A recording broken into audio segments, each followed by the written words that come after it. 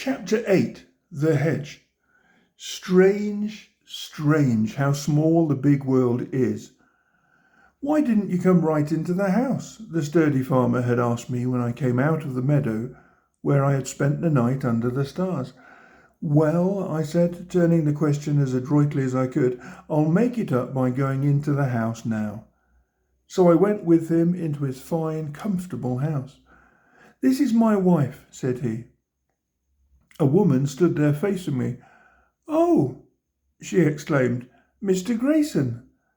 I recalled swiftly a child she seemed then, with braids of hair down her back, whom I had known when I first came to my farm. She had grown up, married, and had borne 3 children, while I had been looking the other way for a minute or two. She had not been in our neighbourhood for several years. And how is your sister and Dr. McCulway? Well, we had quite a wonderful visit, and she made breakfast for me, asking questions and talking eagerly as I ate. We've just had news that old Mr. Toombs is dead. Dead? I exclaimed, dropping my fork. Old Nathan Toombs? Yes, he was my uncle. Did you know him? I knew Nathan Toombs, I said. I spent 2 days there with the Ransoms, for they would not hear of me leaving, and half of our spare time, I think, was spent in discussing Nathan Toombs. I was not able to get him out of my mind for days, for his death was one of those events which prove so much and leave so much unproven. I can recall vividly my astonishment at the first evidence I ever had of the strange old man or of his work. It was not very long after I came to my farm to live.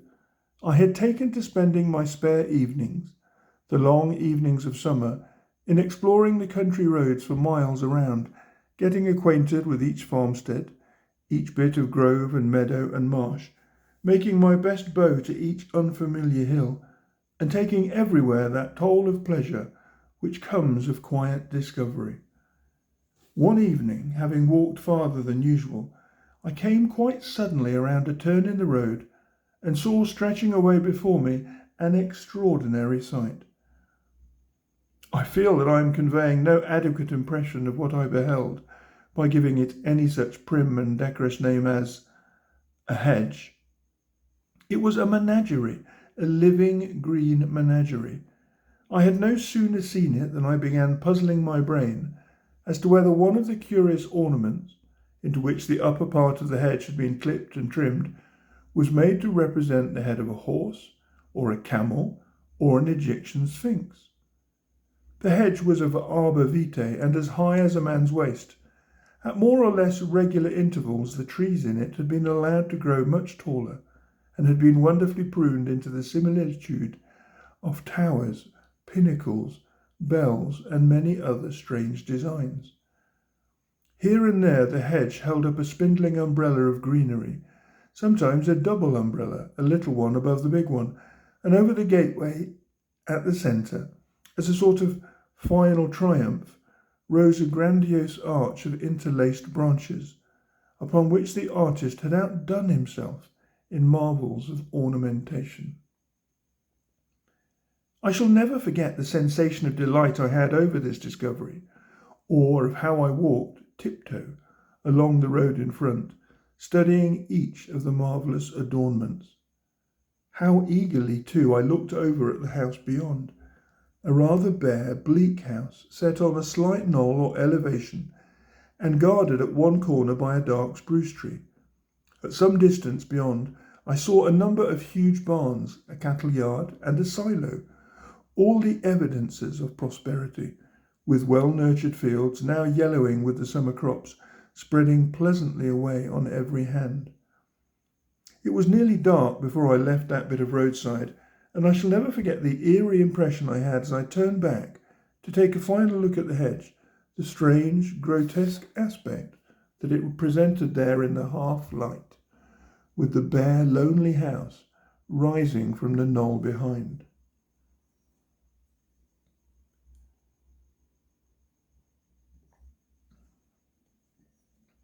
It was not until some weeks later that I met the owner of the wonderful hedge. By that time, however, having learned of my interest, I found the whole countryside alive with stories about it, and about old Nathan Toombs, its owner. It was as though I had struck the rock of refreshment in a weary land. I remember distinctly how puzzled I was by the stories I had. The neighbourhood portrait, and ours is really a friendly neighbourhood, was by no means flattering. Old Toombs was apparently of that type of hard-shelled, grasping, self-reliant, old-fashioned farmer not unfamiliar to many country neighbourhoods. He had come of tough old American stock, and he was a worker, a saver, and thus he had grown rich, the richest farmer in the whole neighbourhood. He was a regular individualistic American. A doorman, said the Scotch preacher, but just, you must admit, that he is just. There was no man living about whom the Scotch preacher could not find something good to say. Yes, just, replied Horace sceptically, but hard. Hard and as mean as Pusely. This portrait was true in itself, for I knew just the sort of aggressive, undoubtedly irritable old fellow it pictured, but somehow, try as I would, I could not see any such old fellow wasting his moneyed hours clipping bells, umbrellas, and camels' heads on his ornamental greenery. It left just that incongruity which is at once the lure, the humour, and the perplexity of human life. Instead of satisfying my curiosity, I was more anxious than ever to see old Toombs with my own eyes. But the weeks passed, and somehow I did not meet him. He was a lonely, unneighbourly old fellow. He had apparently come to fit into the community without ever really becoming a part of it. His neighbours accepted him as they accepted a hard hill in the town road. From time to time he would foreclose a mortgage where he had loaned money to some less thrifty farmer, or he would extend his acres by purchase, hard cash down, or he would build a bigger barn. When any of these things happened, the community would crowd over a little, as it were, to give him more room. It is a curious thing, and tragic too, when you come to think of it, how the world lets alone those people who want to be let alone. I can live to myself, says the unneighbourly one. Well, live to yourself then, cheerfully responds the world, and it goes about its more or less amusing fares and lets the unneighbourly one cut himself off. And so our small community had let old Toombs go his way with all his money, his acres, his hedge, and his reputation for being a just man. Not meeting him, therefore, in the familiar and friendly life of the neighbourhood, I took to walking out towards his farm, looking freshly at the wonderful hedge and musing upon that most fascinating of all subjects, how men come to be what they are. And at last I was rewarded. One day I had scarcely reached the end of the hedge when I saw old Toombs himself moving toward me down the country road. Though I had never seen him before, I was at no loss to identify him.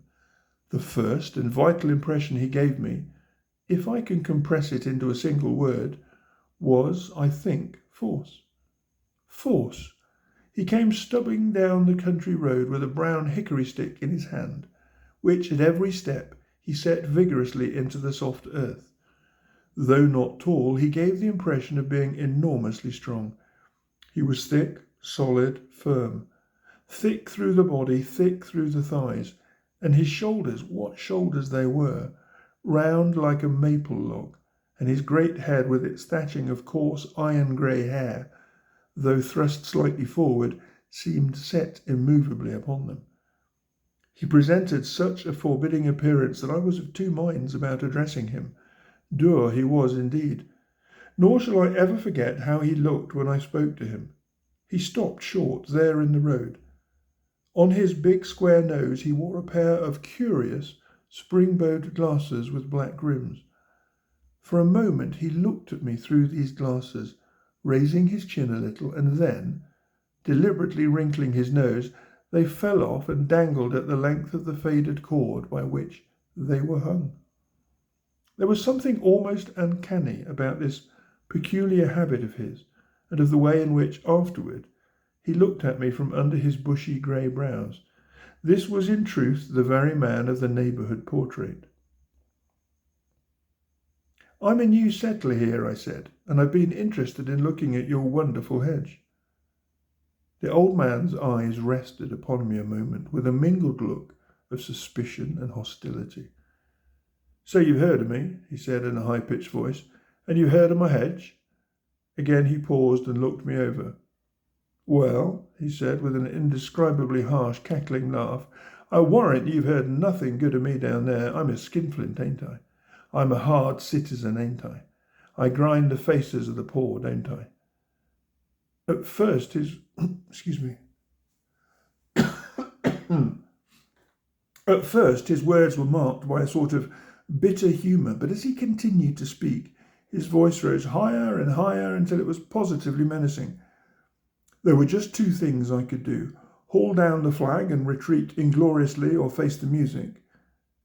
With a sudden sense of rising spirits, for such things do not often happen to a man in a quiet country road, I paused a moment, looking him squarely in the eye.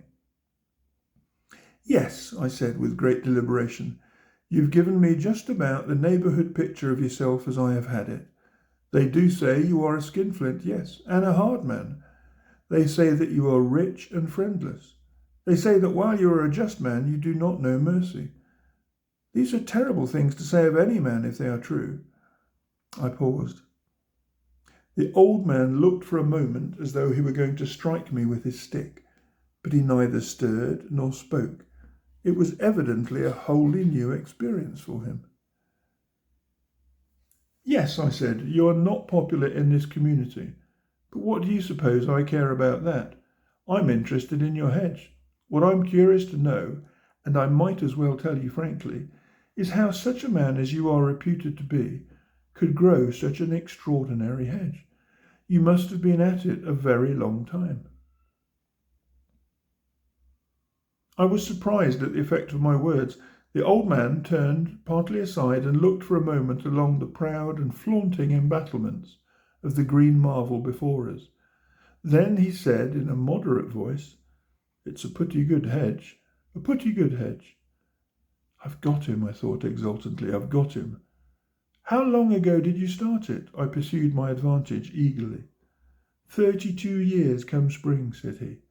32 years, I repeated. You've been at it a long time.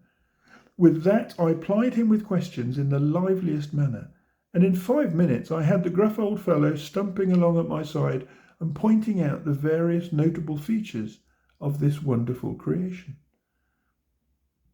His suppressed excitement was quite wonderful to see.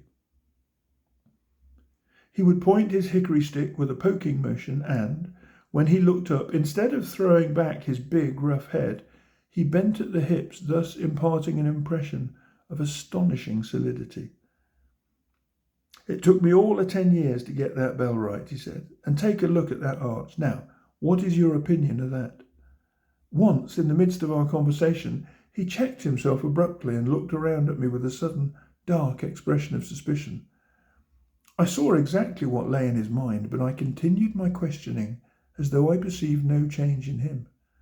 It was only momentary, however, and he was soon as much interested as before. He talked as though he had not had such an opportunity before in years, and I doubt whether he had. It was plain to see that if anyone ever loved anything in this world, old Tombs loved that hedge of his. Think of it, indeed. He had lived with it, nurtured it, clipped it, groomed it for 32 years. So we walked down the sloping field within the hedge, and it seemed as though one of the deep mysteries of human nature was opening there before me. What strange things men set their hearts upon. Thus, presently, we came nearly to the farther end of the hedge. Here the old man stopped and turned around, facing me. Do you see that valley? He asked. Do you see that sloping valley up through my meadow? His voice rose suddenly to a sort of high-pitched violence. That passel of hounds up there, he said, want to build a road down my valley. He drew his breath fiercely. They want to build a road through my land. They want to ruin my farm. They want to cut down my hedge. I'll fight 'em. I'll fight 'em. I'll show 'em yet. It was appalling. His face grew purple, his eyes narrowed to pinpoints, and grew red and angry like the eyes of an infuriated boar. His hands shook. Suddenly he turned upon me, poising his stick in his hand, and said violently, "And who are you? Who are you? Are you one of these surveyor fellows?" "My name," I answered as quietly as I could, "is Grayson. I live on the old Mather farm. I'm not interested in the least in any of your road troubles." He looked at me a moment more and then seemed to shake himself or shudder. His eyes dropped away and he began walking towards his house. He'd taken only a few steps, however, before he turned and, without looking at me, asked if I would like to see the tools he used for trimming his hedge. When I hesitated, for I was decidedly uncomfortable, he came up to me and laid his hand awkwardly on my arm. "You'll see something, I warrant. You'll never see it before." It was so evident that he regretted his outbreak that I followed him, and he showed me an odd double ladder set on low wheels, which he said he used in trimming the higher parts of his hedge. "It's my own invention," he said with pride. "And that," he pointed as we came out of the tool shed, "is my house, a good house. I planned it all myself. I never needed to take lessons off any carpenter I ever see. And there's my barns. What do you think of my barns? Ever see any bigger ones? There ain't any bigger in this country than Old Tomb's barns. They don't like Old Tombs, but they ain't any of them can't equal his barns." He followed me down to the roadside, now quite loquacious. Even after I had thanked him and started to go, he called after me. When I stopped, he came forward hesitantly, and I had the impression suddenly, and for the very first time, that he was an old man. It may have been the result of his sudden fierce explosion of anger, but his hand shook, his face was pale, and he seemed somehow broken. You like my hedge?" he asked. "It is certainly a wonderful hedge," I said. "I've never seen anything like it." "There ain't nothing like it," he responded quickly. "There ain't nothing like it anywhere." In the twilight, as I passed onward, I saw the lonely figure of the old man moving with his hickory stick up the pathway to his lonely house. The poor, rich old man. "He thinks he can live wholly to himself," I said aloud. I thought, as I tramped homeward, of our friendly and kindly community, of how we often come together of an evening with skylarking and laughter, of how we weep with one another, of how we join in making better roads and better schools and building up the Scotch preacher's friendly little church. And in all these things, Old Tombs has never had a part.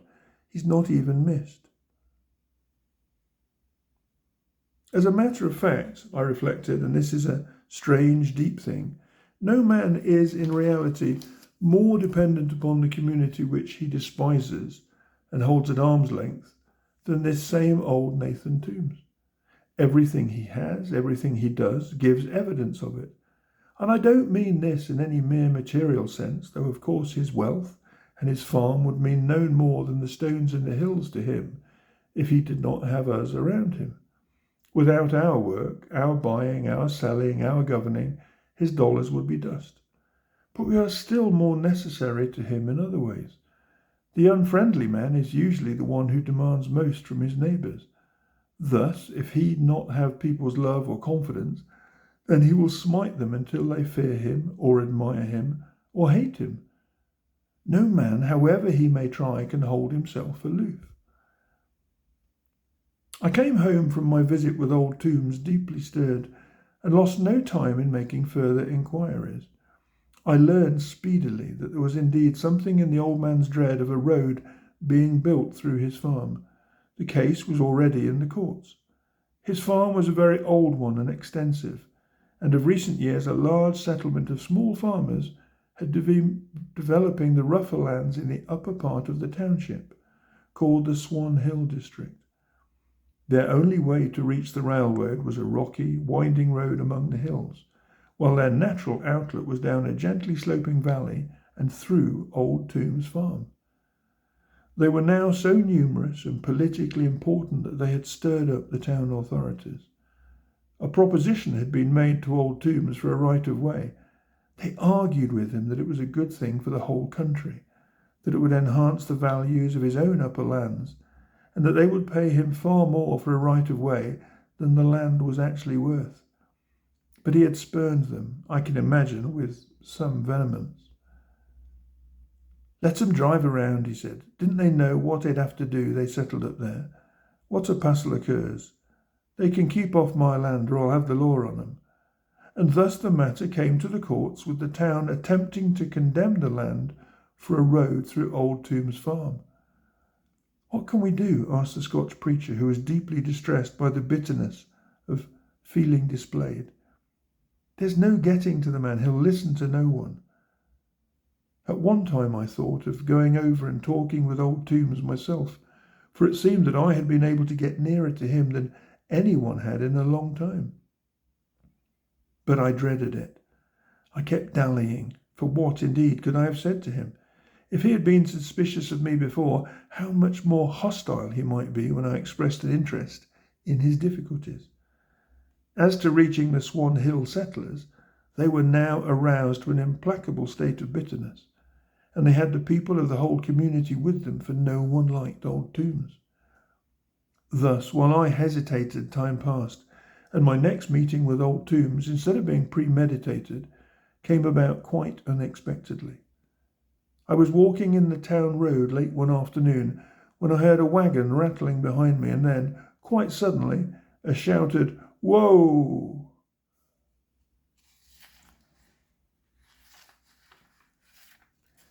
Looking around, I saw Old Tombs, his great solid figure mounted high on the wagon seat, the reins held fast in the fingers of one hand. I was struck by the strange expression in his face, a sort of grim exultation. As I stepped aside, he burst out in a loud, shrill, cackling laugh. I was too astonished to speak at once. Ordinarily, when I meet anyone in the town road, it is in my heart to cry out to him, "Good morning, friend," or "How are you, brother?" But I had no such prompting that day. "Get in, Grayson," he said. "Get in, get in." I climbed up beside him, and he slapped me on the knee with another burst of shrill laughter. "They thought they had the old man," he said, starting up his horses. "They thought there weren't no law left in Israel. I showed them." I cannot convey the bitter triumphancy of his voice. "You mean the road case?" I asked. "Road case?" he exploded. "There want no road case. They didn't have no road case. I beat 'em. I says to 'em, 'What right have you on any of my property?' 'Go round with you,' I says. Oh, I beat 'em. If they'd had their way, they'd have cut through my hedge, the hounds." When he set me down at my door, I had said hardly a word. There seemed nothing more that could be said. I remember I stood for some time watching the old man as he rode away, his wagon jolting in the country road, his stout figure perched firmly in the seat. I went in with a sense of heaviness at the heart. "Harriet," I said, "there are some things in this world beyond human remedy." 2 evenings later, I was surprised to see the Scotch preacher drive up to my gate and hastily tie his horse. "David," said he, "there's a bad business afoot. A lot of the young fellows in Swan Hill are planning a raid on Old Tombs Hedge. They're coming down tonight." I got my hat and jumped in with him. We drove up the hilly road and out around Tombs Farm, and thus came near sundown to the settlement. I had no conception of the bitterness that the lawsuit had engendered. "Where once you start men hating one another," said the Scotch preacher, "there's utterly no end of it." Excuse me.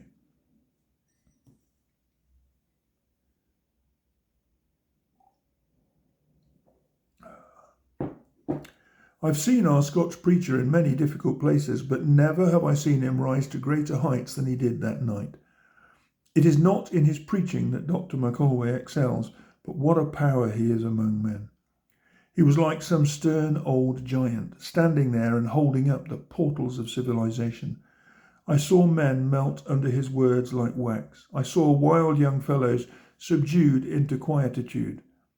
I saw unwise old men set to thinking. "Man, man," he'd say, lapsing in his earnestness into the broad Scotch accent of his youth. "You canna mean plunder and destruction and riot. You canna, not in this neighbourhood. "What about old tombs?" shouted one of the boys. I shall never forget how Dr. McAlway drew himself up, nor the majesty that looked from his eyes. "Old tombs," he said in a voice that thrilled one to the bone, "old tombs, have you no faith that you stand in the place of Almighty God and measure punishments?" Before we left, it was past midnight, and we drove home almost silent in the darkness. "Dr. McAlway," I said, "if old tombs could know the history of this night, it might change his point of view." "I doot it," said the Scotch preacher. "I doot it." The night passed serenely. The morning saw Old Tombs Hedge standing as gorgeous as ever. The community had again stepped aside and let Old Tombs have his way. They had let him alone, with all his great barns, his wide acres, and his wonderful hedge.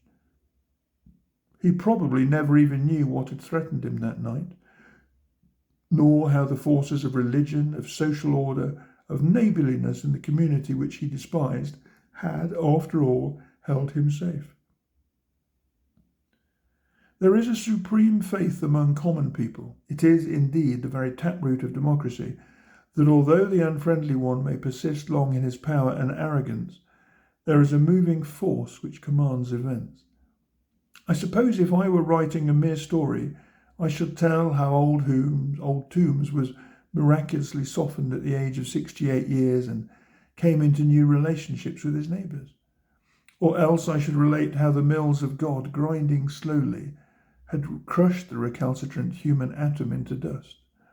Either of these results conceivably might have happened, all things are possible, and being ingeniously related would somehow have answered a need in the human soul that the logic of events be constantly and conclusively demonstrated in the lives of individual men and women. But as a matter of fact, neither of these things did happen in this quiet community of ours. There exists assuredly a logic of events, a terrible, irresistible logic of events, but it is careless of the span of any one man's life. We would like to have each man enjoy the sweets of his own virtues and suffer the lash of his own misdeeds, but it rarely so happens in life. No, it is the community which lives or dies, is regenerated or marred by the deeds of men. So Old Tombs continued to live. So he continued to buy more land, raise more capital, collect more interest, and the wonderful hedge continued to flaunt its marvels still more notably upon the country road. To what end? Who knows? Indeed, who knows? I saw him afterwards from time to time, tried to maintain some sort of friendly relations with him, but it seemed as the years passed that he grew even lonelier and more bitter, and not only more friendless, but seemingly more incapable of friendliness. In times past I have seen what men call tragedies. I once saw a perfect young man die in his strength, but it seems to me that I never knew anything more tragic than the life and death of Old Tombs. If it cannot be said of a man when he dies that either his nation, his state, his neighbourhood, his family, or at least his wife or child is better for having lived, what can be said for him? Old Tombs is dead. Like Jehoram, king of Judah, of whom it is terribly said in the book of Chronicles, he departed without being desired. Of this story of Nathan Tombs we talked much and long there in the ransom house. I was with them, as I said, about 2 days, kept inside most of the time by a driving spring rain which filled the valley with a pale grey mist and turned all the country roads into running streams. One morning, the weather having cleared, I swung my bag to my shoulder, and with much warmth of parting, I set my face again to the free road and the open country.